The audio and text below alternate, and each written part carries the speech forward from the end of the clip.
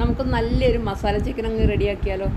ചപ്പാത്തിയുടെ കൂടെയോ അപ്പത്തിൻ്റെ കൂടെയോ ഗീ റൈസിൻ്റെ കൂടെയോ ഒക്കെ നമുക്ക് നല്ല ടേസ്റ്റ് ആയിട്ടുള്ളൊരു മസാല ചിക്കനായിട്ട് നമ്മൾ റെഡിയാക്കാൻ പോകുന്നത്. ചിക്കൻ എടുക്കുമ്പോൾ നമ്മൾ 1.5 കിലോയിൽ താഴെയുള്ള ചിക്കൻ എടുക്കുവാണെങ്കിൽ നമ്മുടെ കറിക്ക് സ്വാദ് കൂടും കേട്ടോ. അപ്പോൾ ഞാൻ 1 കിലോ ചിക്കൻ എടുത്തിട്ടുണ്ട്. അധികം വലിയ പീസല്ല കേട്ടോ. അതിലേക്ക് നമ്മൾ മഞ്ഞൾപ്പൊടി ഇട്ട് കൊടുക്കുന്നു. 1/2 ടീസ്പൂൺ മഞ്ഞൾപ്പൊടി ഇട്ട് കൊടുക്കണം. ഇനി നമുക്കതിലേക്ക് മുളക് പൊടി, ഞാൻ എരിയുണ്ട മുളക് പൊടിയും കാശ്മീരി മുളക് പൊടിയും മിക്സ് ചെയ്താട്ടോ 1.5 ടേബിൾ സ്പൂൺ ഇട്ട് കൊടുക്കുന്നുണ്ട് കേട്ടോ. 1.5 ടേബിൾ സ്പൂൺ ഇട്ട് കൊടുത്തു. ഇനി നമുക്കതിലേക്ക് ആവശ്യത്തിനുള്ള ഉപ്പ്, ഞാനിപ്പോൾ 1 ടീസ്പൂൺ ഉപ്പ് ഇട്ട് കൊടുക്കുന്നുണ്ട്. നോക്കിയിട്ട് കൂട്ട് കുറയ്ക്കുക ചെയ്യുക.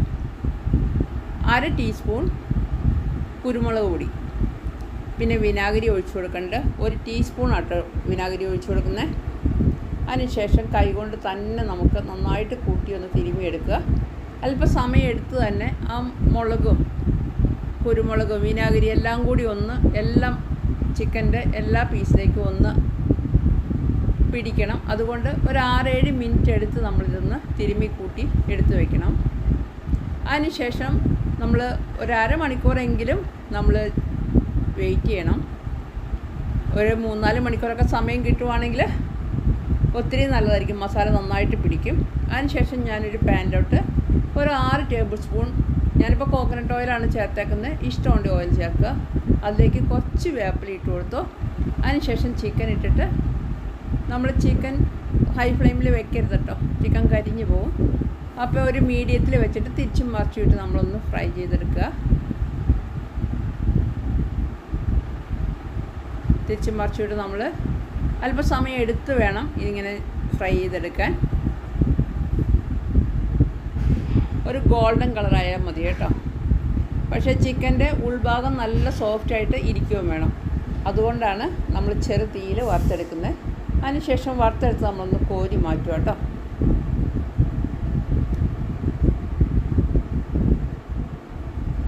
നമ്മൾ ആദ്യം വറുത്ത് കോരുന്ന ഈ എണ്ണയിൽ തന്നെയാണ് മസാലയും ചെയ്യുന്നത്. അപ്പോൾ നമുക്ക് ഏകദേശം വലിയ എണ്ണ ഇനി ഉപയോഗിക്കേണ്ട വരുന്നില്ല കേട്ടോ. അതിനുശേഷം ആ എണ്ണ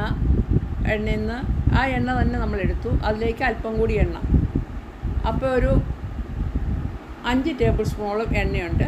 അതിലേക്കൊരു 3 സവോള, ഒരു 4-5 പച്ചമുളക്, 1 പിടി മല്ലിയില, 1 പിടി പുതിനയില, അതുപോലെ തന്നെ 2 ടൊമാറ്റോ, കുറച്ച് കറിവേപ്പില, പിന്നെ ഇഞ്ചി വെളുത്തുള്ളി, ഇത്രയും നമുക്ക് എടുക്കണം. അപ്പോൾ നമ്മളൊരു 3 സവോള എടുത്തിട്ടുണ്ട്. 2 വലിയ സവോളയും ഒരു ചെറിയ സവോളേൻ്റെ ആയിട്ട് എടുത്തേക്കണേ. അപ്പോൾ ഓയിൽ ഒഴിച്ചു, അതിലേക്ക് സവോള ഇട്ട് കൊടുത്തു. സവോള ഒന്ന് വാടി വരുന്ന സമയത്ത് നമുക്ക് ആ ഇഞ്ചി വെളുത്തുള്ളി ഒക്കെയും കൂടി ഒന്ന് ചതച്ചെടുക്കണം. ആ മിക്സഡ് ജാറിലൊന്ന് ചതച്ചെടുത്താൽ മതി, അല്ലെങ്കിൽ നമ്മൾ ഇടിയനിലൊന്ന് ചതച്ചെടുത്താലും മതി കേട്ടോ. നന്നായിട്ട് ചതച്ചെടുക്കണം. അതങ്ങ് ഇട്ട് കൊടുത്തു.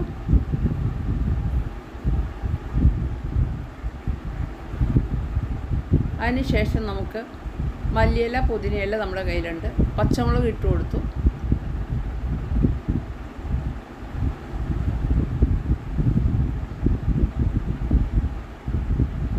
നമ്മൾ മല്ലിയില ഒരു കൈപ്പിടി ആട്ടോ, അതിന് പ്രത്യേകിച്ച് ഒരളവില്ല, ഒരു കൈപ്പിടി മല്ലിയില പുതിനയില രണ്ടും കൂടി ഇട്ട് കൊടുത്തു. അത് കൂട്ടിയും കുറച്ചൊക്കെ ഇടാട്ടോ. അപ്പം മല്ലിയിലയുടെ ടേസ്റ്റ് കൂടുതൽ ഇഷ്ടമുള്ളവരൊക്കെ ഉണ്ടാവുമല്ലോ.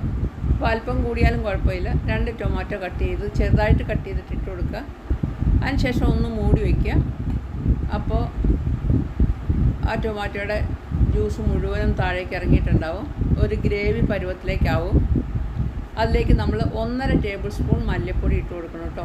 1.5 ടേബിൾ സ്പൂൺ ഇട്ട് കൊടുക്കുന്നുണ്ട്. ഇനി നമുക്ക് മുളക് പൊടി ഇട്ട് കൊടുക്കണം. അതുപോലെ തന്നെ മഞ്ഞൾപ്പൊടി ഇട്ട് കൊടുക്കണം.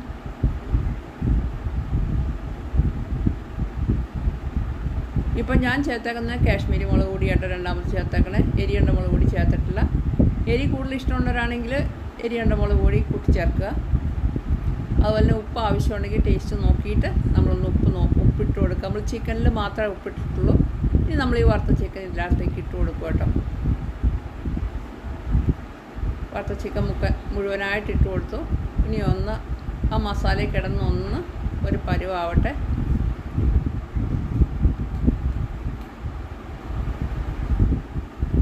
നമ്മുടെ ചിക്കൻ അങ്ങനെ മസാലയിൽ ആയിക്കൊണ്ടിരിക്കുകയാണ്. അപ്പോഴേക്കും നമുക്ക് 1 ഗ്ലാസ് വെള്ളം തിളപ്പിച്ചെടുക്കണം. അപ്പോൾ നമ്മൾ 1 കപ്പ് വെള്ളം, തിളച്ച വെള്ളം, തണുത്ത വെള്ളം ഒഴിക്കരുത് കേട്ടോ, ഒഴിച്ചു കൊടുക്കണം.